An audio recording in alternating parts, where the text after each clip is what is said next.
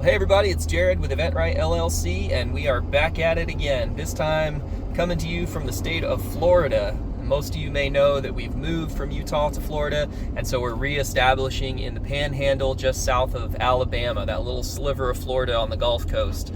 And so a lot of the gigs these days are coming out of the Destin area and the Seaside area, which if you don't know, that was where the Truman Show was filmed. A lot of events seem to be happening up there that require the kind of services that we provide, which again is live audio, live lighting, and sometimes camera work as well.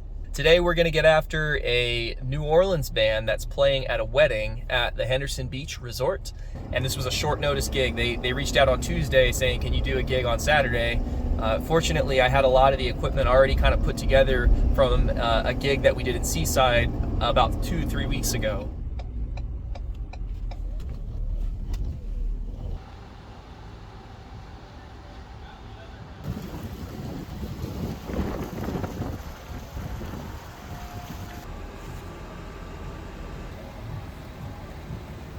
Okay, so you got to do a very hasty parking. Squeeze the trailer in, but you see the guys who were valeting the cars couldn't get in with my truck parked, so detached the truck, brought it over into the alley here.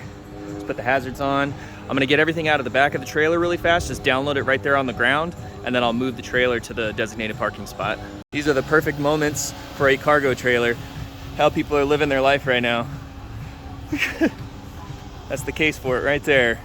I'll tell you, that was the fastest I ever detached my trailer from the truck though, because I had a line of cars waiting to get into the parking garage and they couldn't get in until I moved my truck.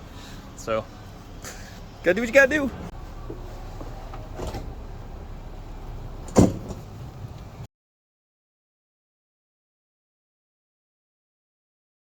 Okay, phase one, got everything out of the trailer and just propped up right here on the loading dock area. I'm gonna close this up and tow it out of here. It's gonna be tough to get this trailer and this truck to park next to each other. I think I'm gonna take this right here and just, oh, nope, I'm going right over here. I'm gonna take this spot and keep my truck and trailer connected. Parking trailers, always consider the escape plan so that nobody can box you in. And we're just across the street from the hotel, you can see over there. One of the things that I kind of try to live by in the event business is always show up earlier than you're supposed to. So the band hired me and they said, we're allowed to get in here at 2 o'clock to set up. Okay, but sound check needs to be done by 4:30. So I asked the band, I'm like, can we get in any earlier? And they're like, well, let's just try to do 1:30 then. So the band and I agreed 1:30. And then I got the contact information for the planner here, and talking to her, she said, well, the soonest we could possibly get you in is 12:30. Because there's a florist who's using our 2 loading spaces and they need to be, out of the way before you can pull into the loading area. So 12:30 is when they're supposed to leave. So that's the earliest you could get there. So I decided to show up at 12 o'clock just to kind of look around, get a feel for like the parking and the trailer navigating.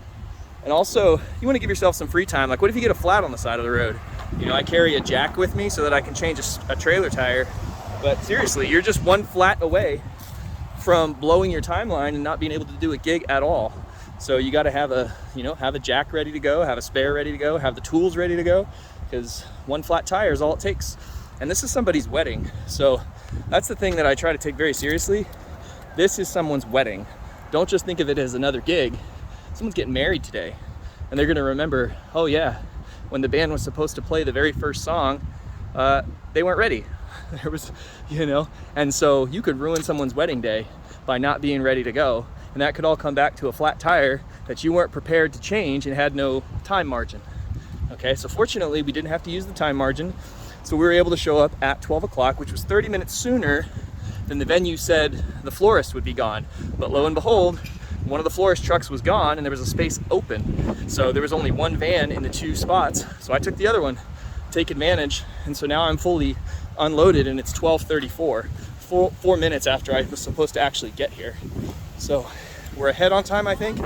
Now it's time to start walking really fast and transporting all of the gear down that 400-foot stretch to the tent.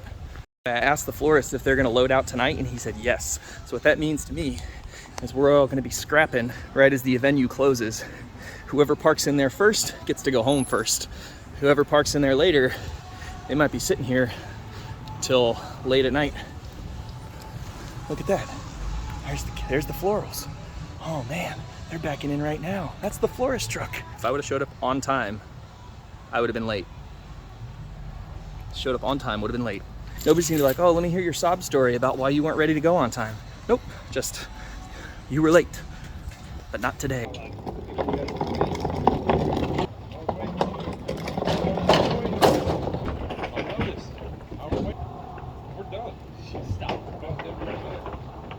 So one of the things that's been true of these last two events is that the loading zone is a premium, okay? All the vendors have to squeeze in through this bottleneck of a loading zone where 1 or 2 vehicles can park.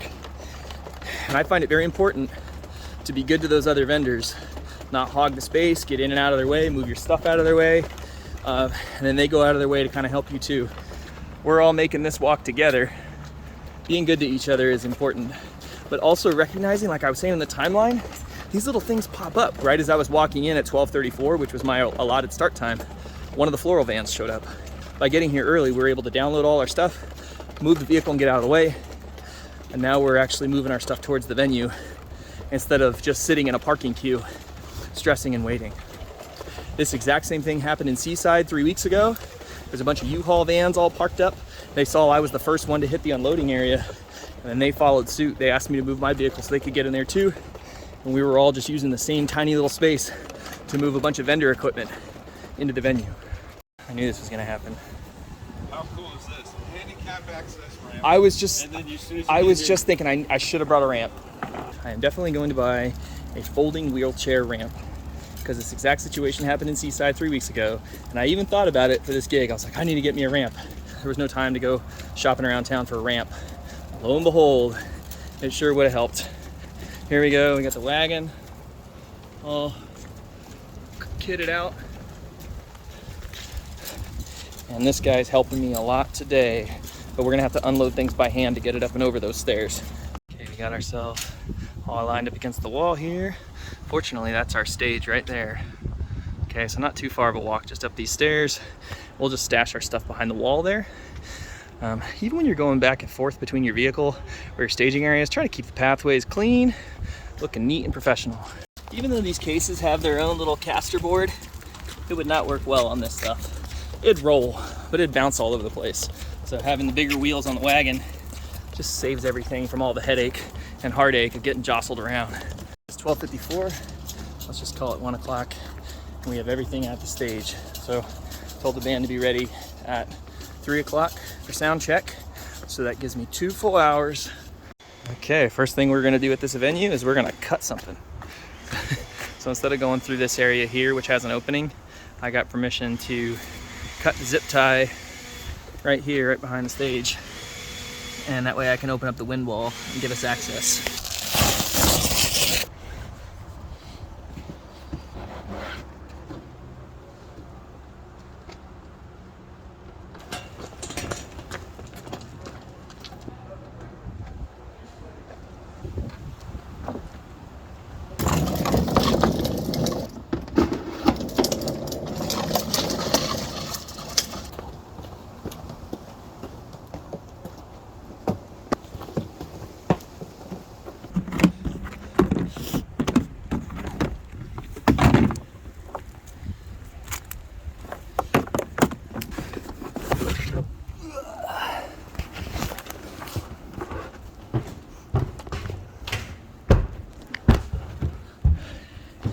Floor monitor down.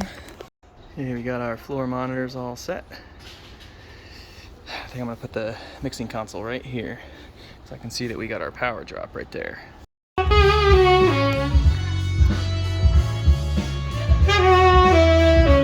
All right, time is 3:10 and we're all set up on audio, so now it's time to start working on lights. Always do the audio first because sound check's the most important. You can always do the lights between sound check and the actual gig.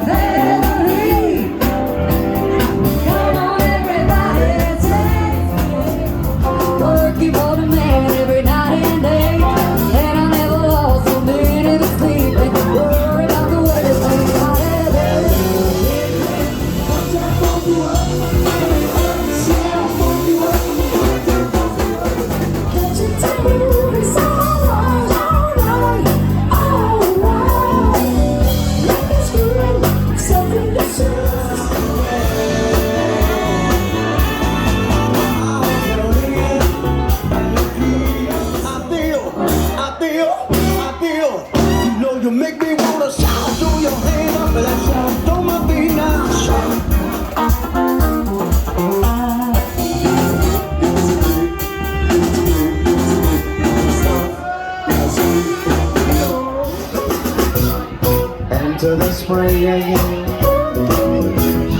Gig in the books, wheeling the cart away.